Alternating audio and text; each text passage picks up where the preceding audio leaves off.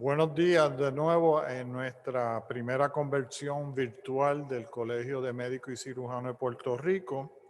Este es nuestro segundo día de conferencia. Vamos a seguir con la segunda parte en la mañana de hoy.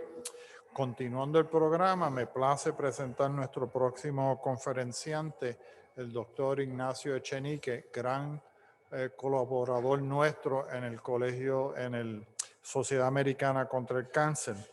Entre las posiciones que él ha tenido, ha sido pasado presidente de la Sociedad Americana contra el Cáncer, sido presidente del Colegio Cirujano, presidente del capítulo de San Juan del Colegio Médico de Puerto Rico y es el State Chair for the Cancer Committee del American College of Surgeons, capítulo de Puerto Rico. Con esto, pues le damos la bienvenida a Ignacio, que nos va a hablar sobre cáncer en la región anogenital.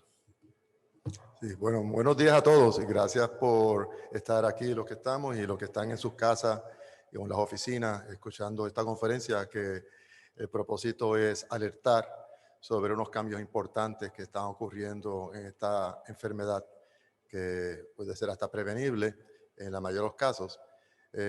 Yo soy un cirujano colorectal, tengo el orgullo de ser también profesor asociado del Departamento de Cirugía de la Escuela de Medicina de Puerto Rico.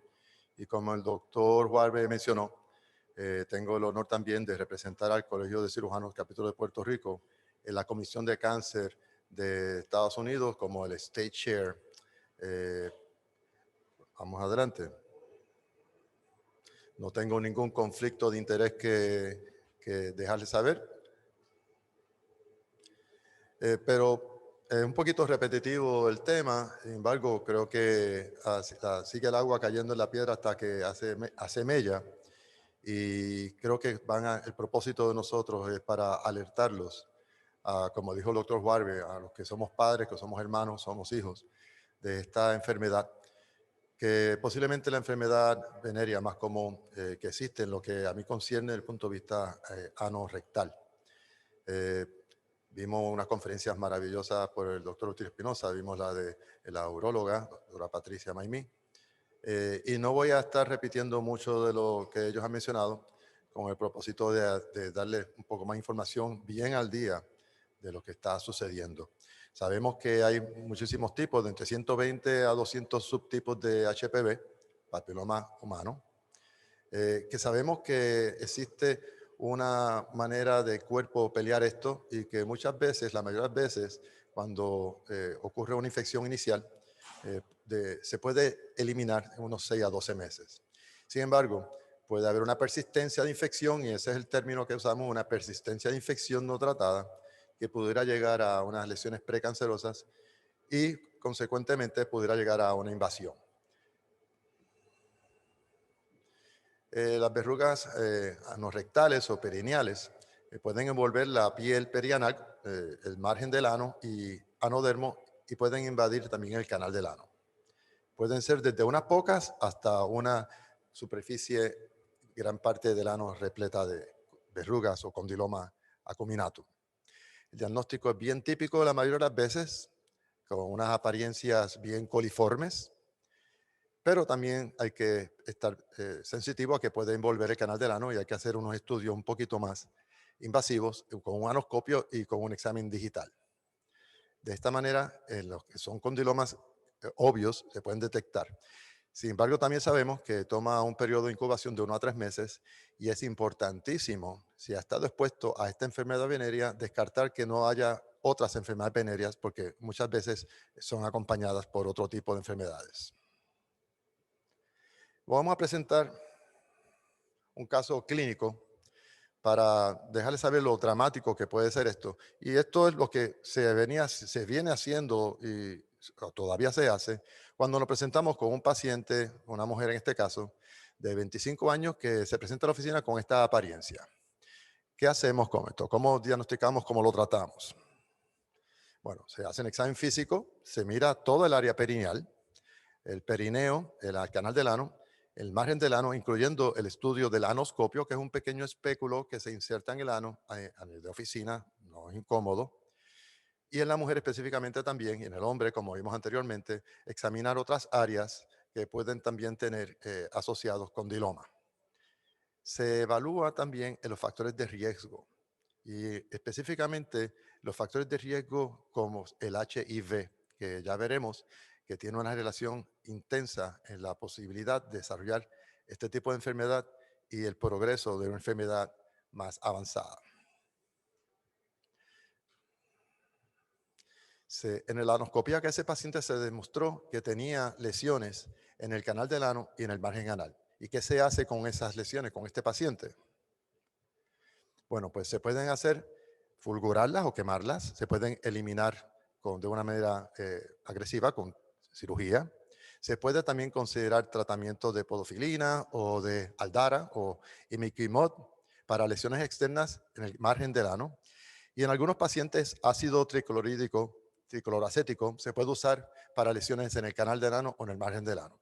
De nuevo, esto para lesiones, esto es lo que se hacía, lo que yo me entrené en 1986, y lo que recomendaba la Asociación de Cirujanos Colorectales hasta tan reciente como el 2018, donde es interesante decir que para estas lesiones el grado de recomendación de usar aldara o ácido triclorídrico, etcétera, tenía una recomendación débil 2B.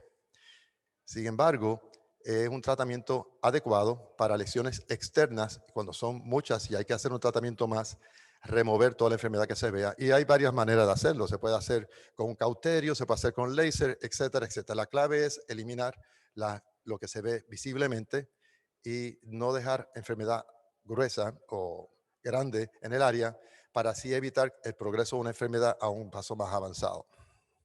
De nuevo, hasta el 2018, estas son las recomendaciones que aún persisten, pero hay algunos cambios. Aquí podemos ver lo que mencionamos de los tratamientos convencionales de condiloma acuminatum perianales, que son excisiones, fulguración, y en los casos más que son menos cantidad, se puede considerar también tratamiento tópico, como la aldara, que es muy efectivo, y como lo mencionaron anteriormente, lo que hace es aumentar la respuesta inmunológica de los tejidos, cosa que pueda combatir esta enfermedad. Y aquí tenemos una data de cuán buenos somos haciendo esto. Bueno, pues se puede podofilina, aldara y cirugía. Todos son efectivos, pero mire las recurrencias, del 10 al 30%. Y que definitivamente esto no cura el virus, pero eliminamos lo que se ve de esa manera tratando de disminuir la infección persistente. En el 2011, el doctor Eisenberg, que fue editor de este journal, me pidió que le escribiera este capítulo, verrugas anales y neoplasias intradermales. Yo, como tengo un hijo que estaba entrenando para infectología, enseguida dije que sí. Cuando le pedí ayuda a mi hijo, me dijo que no podía, estaba muy ocupado, lo que fue interesante, porque el tema ya no es tan sencillo como lo que fue en el 1986, pero me enseñó que tenía que ponerme al día dramáticamente, porque el tratamiento ahora es un poco diferente. Una lámina muy cargada, pero es que así me sentí yo cuando vi todo lo que se tenía que hacer para poder hacer mi trabajo correctamente y poder ayudar a los pacientes que se presentan con este tipo de enfermedad. Un poco cargada e iremos sobre este material un poquito más detalladamente, pero no es simplemente quitar lo que tú ves, hay que hacer un poquito más de evaluación y tratamientos. ¿Por qué la palabra displasia? Pues displasia en el condiloma perianal puede desarrollar un cáncer de unas lesiones pequeñas y creciendo, y vamos a verlo en una laminilla, cómo puede desarrollarse hasta cáncer invasivo. En 2% de los pacientes, y esto es un estudio relativamente reciente de este año, cuando hacemos una operación de hemorroides o de fisuras, hemos visto que el 2% de los pacientes tienen cambios de displasia severa en esos tejidos, lo que es un problema porque es una sorpresa para el paciente y va a conllevar unas evaluaciones por el resto de su vida, pero sobre todo el aspecto emocional, que lo vamos a discutir más adelante, es muy difícil a veces para el paciente aceptar que puede tener una enfermedad venérea.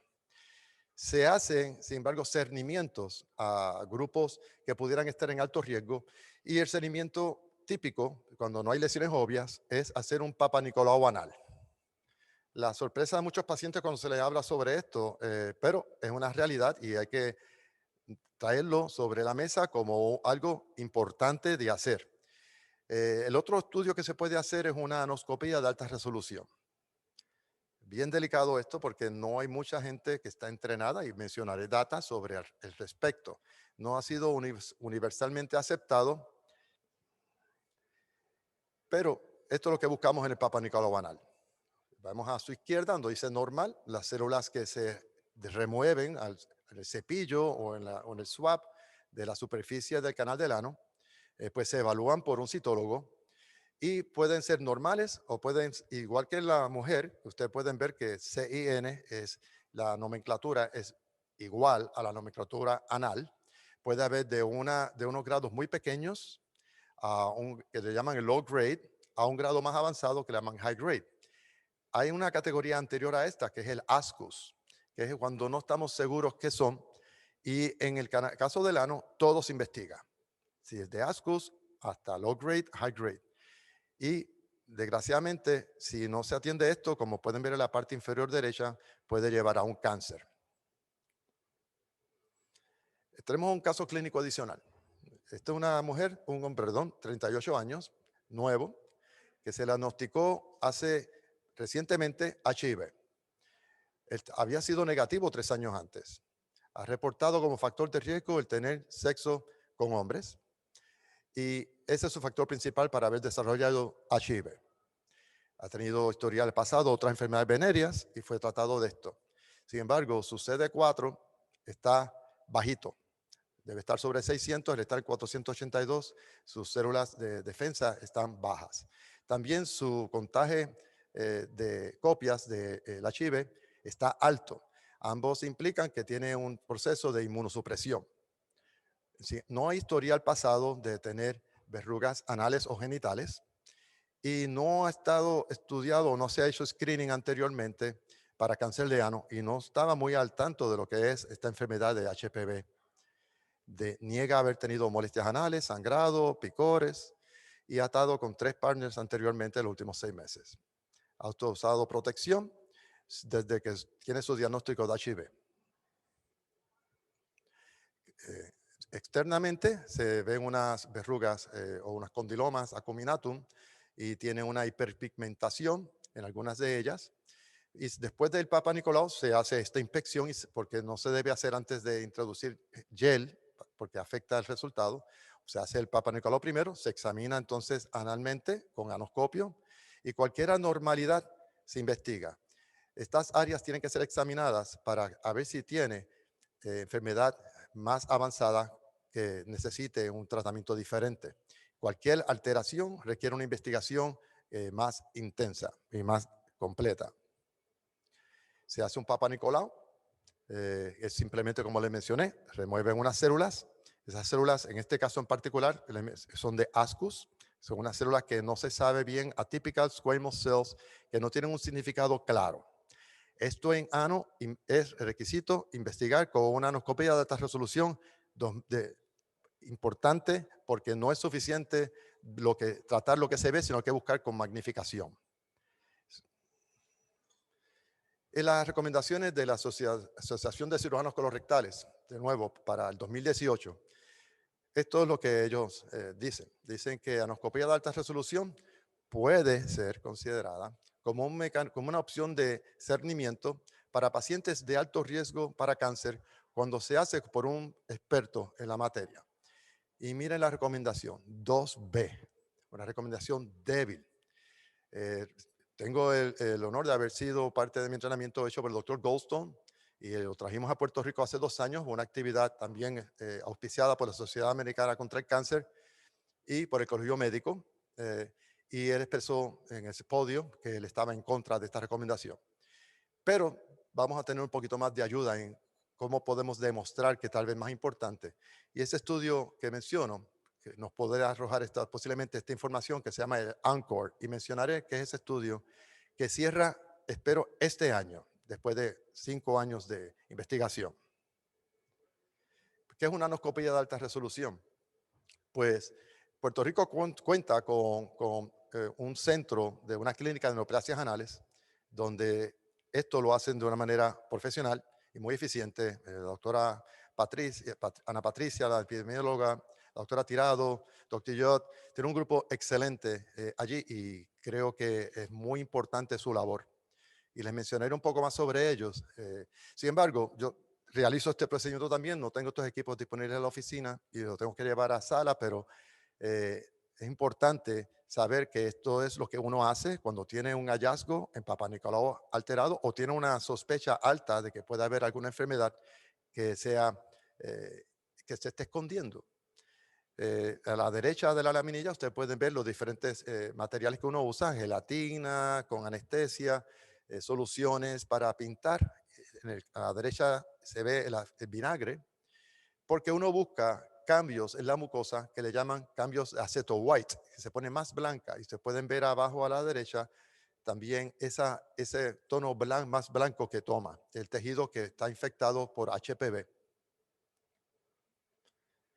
¿Qué uno busca? Uno busca el color, la apariencia, si son flats, si son acostadas, si son rojas, si son grises, los márgenes, si se distingue el margen fácilmente, los vasos que tiene, una apariencia de neovascularización, si tiene uno estriado y si tiene el efecto blanco del aceto white y si fue un estudio adecuado.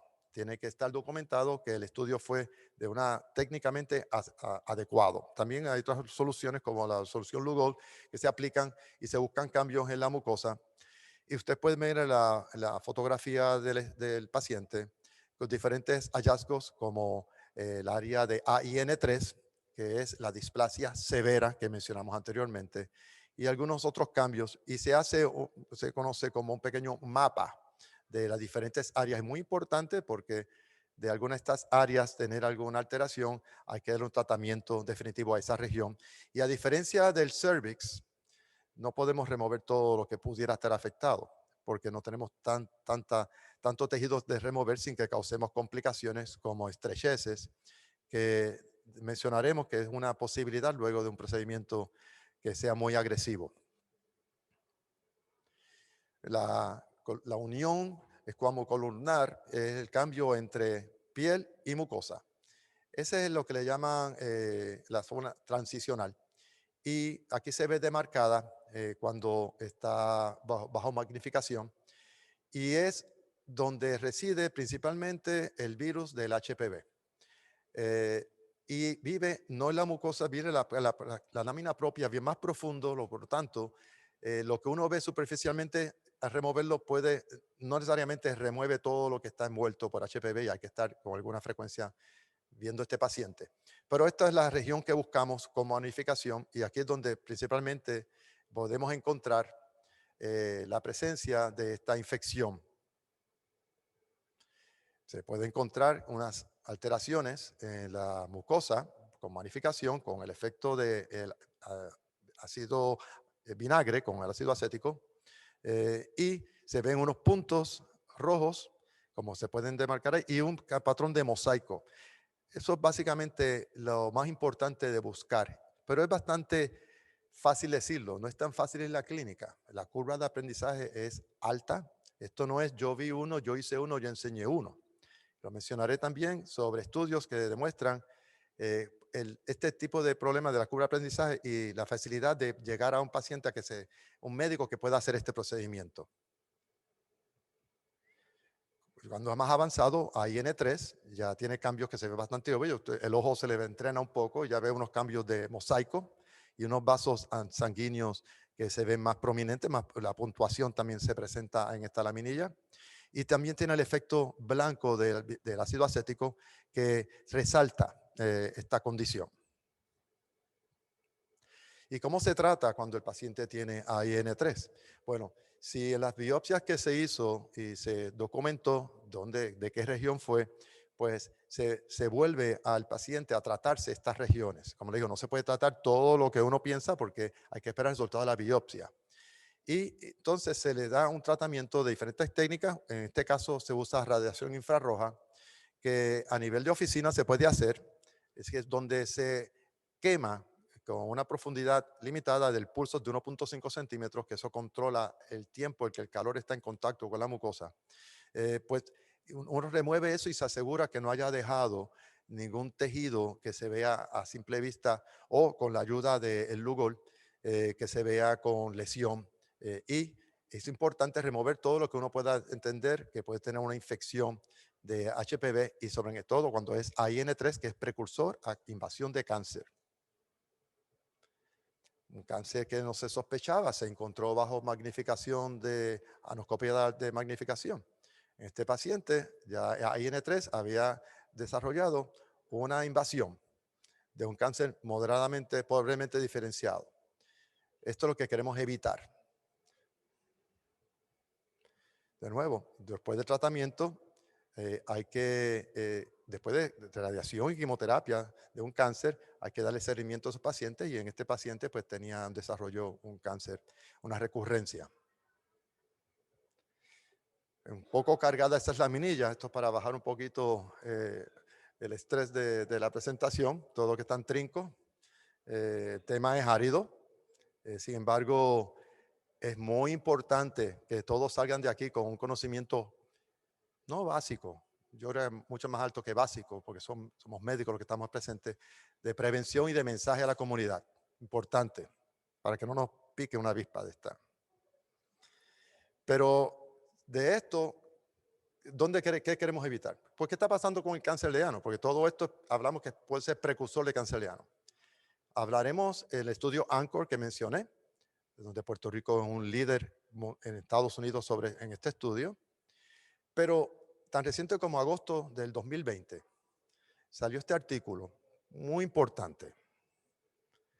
Salió en el Journal de National Cancer Institute y es escrito por los que son líderes en este tema. El doctor Joel Palesky dirige el estudio de ANCHOR y tan reciente como mencioné, como agosto de este año, presentaron esta data.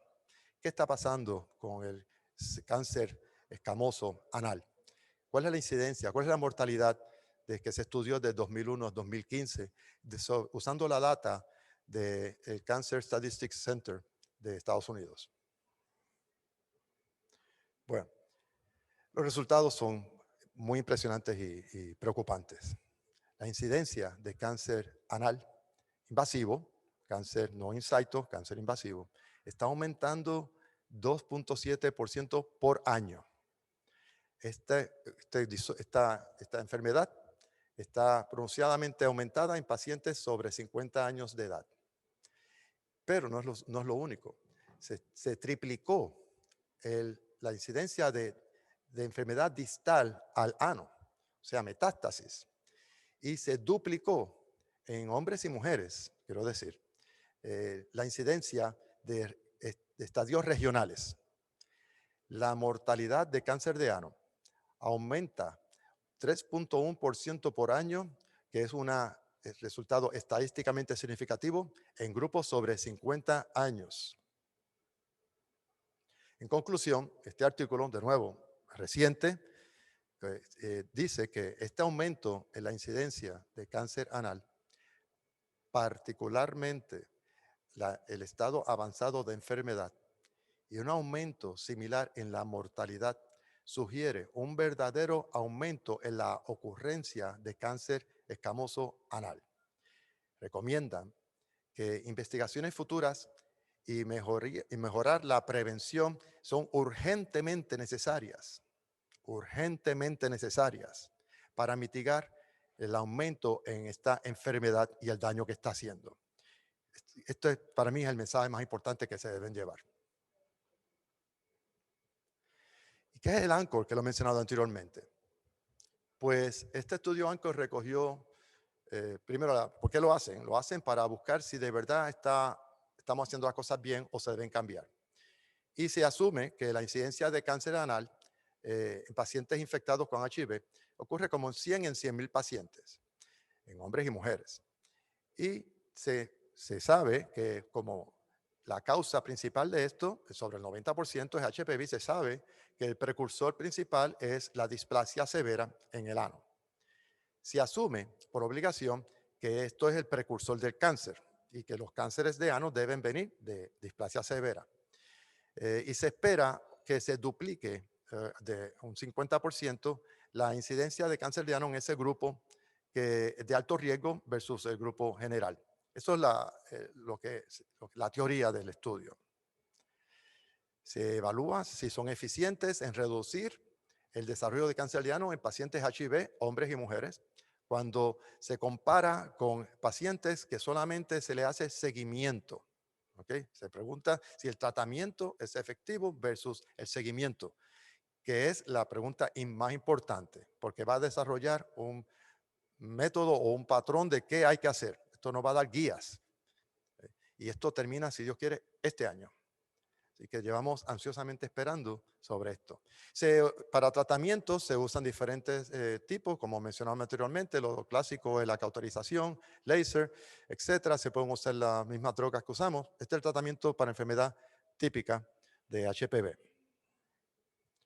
Sin embargo, un poco cargada la laminilla, se escogieron 17,385 voluntarios HIV positivos y se mantuvieron en el estudio 5 años. Se espera que menos de 50 pacientes desarrollaran este cáncer del ano. Y voy a hablar un poco más sobre cómo se hizo el estudio, pero en realidad lo importante es cuando salga el resultado, si Dios quiere, lo haremos público y mencionaré cómo en Puerto Rico hay líderes en este campo. Pero pacientes que tienen cambios de displasia severa se entran al estudio, se monitorean cada 6 meses con exámenes digitales, anoscopía y si es necesario una biopsia. De encontrarse algún cambio importante en la biopsia, pues ya sale de esta rama del estudio y se refiere para el tratamiento. Ese es lo que sea el grupo de monitoreo. El grupo de intervención se hace tratamientos con anoscopía de alta resolución y se hace tratamiento de las áreas que pueden estar afectadas. Y de nuevo, estas dos ramas, los que se monitorean y los que se tratan, nos dirá cuál es la posibilidad de que tengamos que ser más agresivos o podemos tal vez dejar de ser tan agresivos dependiendo de los resultados que tenga el estudio. Y Puerto Rico tiene un papel muy importante en esto. El doctor Palensky, que le mencioné anteriormente, es el investigador principal de este estudio. Y me gustó mucho lo que él menciona, que nadie sabía que el cáncer de cervix podía ser evitado con el uso de Papa Nicolau, hasta que se empezó a hacer abiertamente de 1960, y esto disminuyó la incidencia de cáncer cervical por un 80%. Entiendo yo que esto es la guía principal para poder ver si podemos lograr esto en cáncer de ano, que como vimos está aumentando no solamente el cáncer de ano, sino la enfermedad distal y regional. Puerto Rico es uno de estos centros de este estudio, dirigido por el grupo de clínicas de neoplasias anales y están reclutando pacientes. Y aquí está la información de ellos. Son el centro, entiendo yo, más importante en Puerto Rico para manejar pacientes, sobre todo HIV principalmente, que es factor de riesgo principal, pero en general tienen un centro muy bien preparado y con unos expertos importantes. Así que Puerto Rico, un líder importante para desarrollar lo que puede ser lo que tenemos que hacer en el futuro con esta enfermedad. Puerto Rico, la doctora Ana Patricia, el doctor Tirado, lo mencionó anteriormente. Pero Puerto Rico también ha logrado otras cosas. No todo es negativo en este año del COVID. El año pasado, como le mencioné, me place ser el State Chair de la Comisión de Cáncer, representando al Colegio Cirujano, que son socios de la Sociedad Americana contra el Cáncer.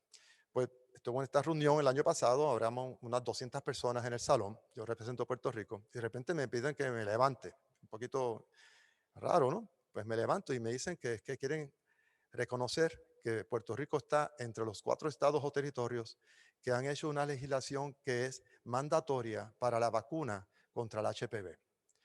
Esto para mí fue de mucho honor, porque el goal, lo que se desea del Colegio de Cirujanos, la Comisión de Cáncer y de su partner, la Sociedad Americana contra el Cáncer, es llegar a un 80% para el 2026.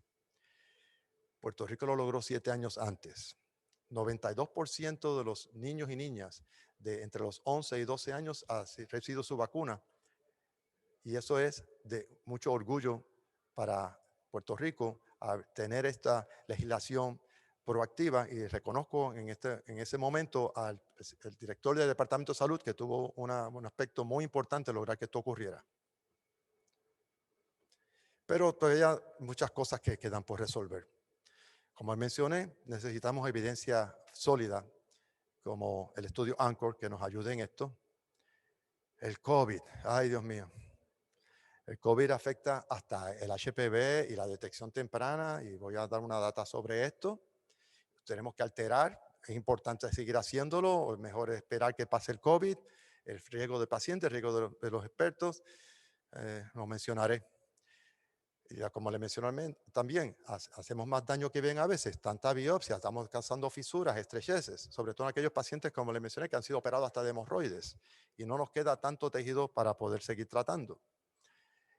O hacemos simplemente el mapping antiguo, que es hacer biopsias tan random, al azar, y ver si encontramos alguna región y atacar esa región.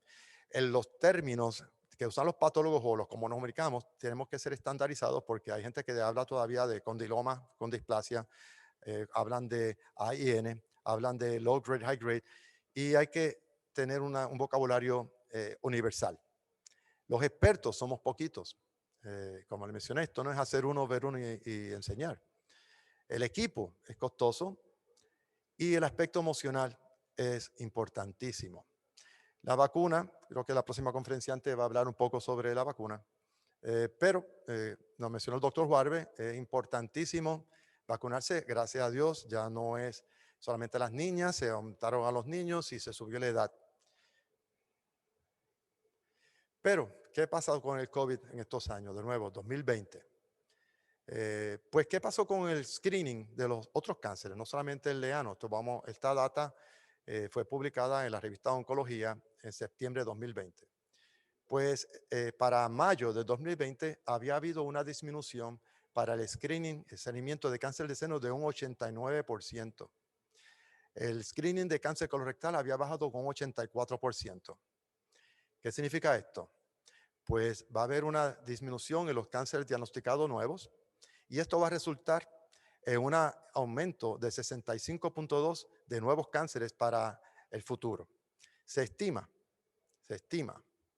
que el aumento en muertes en los próximos 5 años para seno va a aumentar de 7.9 a 9.5, para cáncer colorectal va a aumentar de 15.5 a 16.6, y en pulmón de 4.8 a 5.3. ¿Por qué? Porque no se detecta temprano. Es una data que preocupa, pero es importante que volvamos a algún tipo de normalidad, y debemos cambiar lo que hacemos por el punto de vista del COVID. Bueno, pues, el doctor Goldstone y el doctor Palensky publicaron este artículo en la revista Colorectal, tan reciente como en junio, donde claramente indican que no se puede detener la evaluación de pacientes con anoscopia de alta resolución por el peligro del COVID. Obviamente, todos sabemos que hacemos un tipo de evaluación antes de tratar el paciente. Al igual que los profesionales de la salud, tenemos que cotejar que no tengamos el COVID. Los pacientes también se les hace pruebas. Y esto permanece cierto en la época del COVID, y debe ser importante que sigamos evaluando estos pacientes aún durante la epidemia que estamos pasando. ¿Y cuán buenos somos? ¿Cuántos expertos hay en mi especialidad? Está la sociedad a la que yo pertenezco. De nuevo, el nombre del doctor Goldstone, que es un líder mundial y amigo de Puerto Rico. Pues en la Sociedad Americana de Cirujanos Colorectales se hizo un tipo de un survey, un muestreo, y se encontró que son muy pocos y la mayoría no hace, hablando de expertos como lo que yo hago, cirujanos colorectales, que supuestamente debemos ser los líderes en esta materia, pues muy pocos en general están haciendo este tipo de tratamiento o de screening. Esto es un problema serio y continuamente se están ofreciendo cursos. Yo cogí el mío y fue entrenado por un hematólogo y un cirujano colorectal para entrenarme en endoscopia de alta resolución. No, no creo que todavía hay suficientes y en esto hay que trabajar. En este estudio, lo menciono lo que he mencionado varias veces, que hay una curva de aprendizaje grande, que no es hacer uno, no es ver uno y enseñar uno. Hay que observar 25, hacer 100 y trabajar 5 años y entonces se siente uno preparado para enseñar. Yo llevo unos 9 años en esto y todavía sigo aprendiendo diariamente. Porque las lesiones a veces no son obvias. Y esas lesiones obvias es el peligro aquí. Y el peligro, el pitfall principal en esto es para los que no son expertos todavía, que están en desarrollo, que pueden fallar lesiones y pueden fallar la extensión de la enfermedad y dar un tratamiento inadecuado al tener un diagnóstico inadecuado. El futuro, equipo, como el equipo que tienen en la pantalla fue descrito recientemente por simplemente usando como un bolígrafo, un sonograma, perdón, un microscopio del tamaño de un bolígrafo, que el costo es menos de $100, que puede hacer más accesible a los cirujanos o a cualquier experto en la materia que pueden investigar si hay cambios sin tener que tener el colposcopio que vimos anteriormente, que es una máquina bien costosa, bien grande, y hacerlo mucho más sencillo. La laminilla a la derecha, con ese equipo, pueden ver cómo aumenta la magnificación a 30 veces, que es más o menos la magnificación de una alta resolución, y de esa manera, con los mismos mecanismos de ácido acético y de clostridium de Lugol, se puede buscar esas regiones que pueden estar infectadas y hacer biopsias de ellas. Entiendo que esto va a ser muy importante para lograr llevar a muchos expertos en un equipo en las manos que puedan desarrollar en sus prácticas y expandir los expertos en la materia para disminuir lo que está pasando del aumento dramático de esta enfermedad. Yo les doy muchas gracias a todos. Ha sido un placer estar con ustedes y espero que hayan llevado a sus casas alguna información y a sus pacientes que pueda ayudarlos en su vida personal, vida familiar y en su práctica de diario. Gracias, Ignacio. Excelente. Yo tengo unas cuantas preguntas por curiosidad.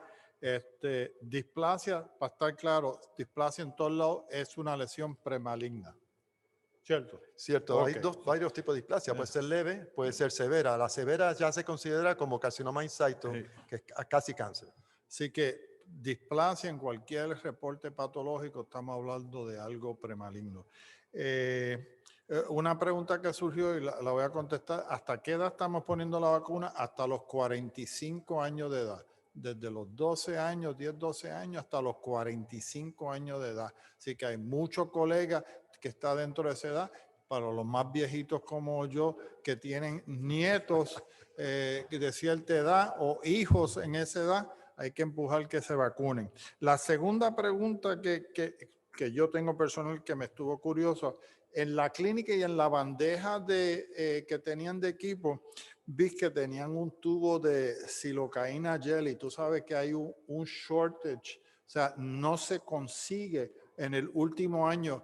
¿Qué estás utilizando como anestesia local? Bueno, yo tengo la suerte de tener todavía algún poco de suplido de esa sustancia, pero ¿qué te puedo decir, Charlie? Igual que las soluciones de limpiarse las manos y todo, ha habido mucha gente que ha logrado unos productos ingeniosos, pues yo creo que tendremos que pedir a las farmacias locales que nos ayuden en eso y nos los preparen, porque definitivamente hay un problema de escasez. O sea de que material. hay algunas farmacias que están haciendo compounding, se está produciendo localmente, mezclan la silocaína al 2, al 3, al 4%. Hasta el 10% me la prepara una farmacia, First Pharmacy. En jelly, en crema y ungüento, y eso es lo que estamos utilizando para anestesia local, ya que tópica, ya que no se consigue ningún tipo de de productos en el mercado comercialmente. ¿Y dónde queda la clínica que me preguntaron? Bueno, mi oficina es en el Hospital Auxilio Mutuo y la clínica se está mudando al Centro Comprensivo de Cáncer. Ok, Y de verdad que no damos, ni yo ni ellos damos abasto, el volumen es tan grande. Y Perfecto. yo espero que haya muchos expertos, sobre todo los senadores colorectales, tienen que tomar esto directamente de frente y entrenarse todos a estarlo haciendo. pues, nuevamente, gracias. gracias por tu participación con nosotros en la conferencia en esta mañana en el segmento de cáncer y de HPV.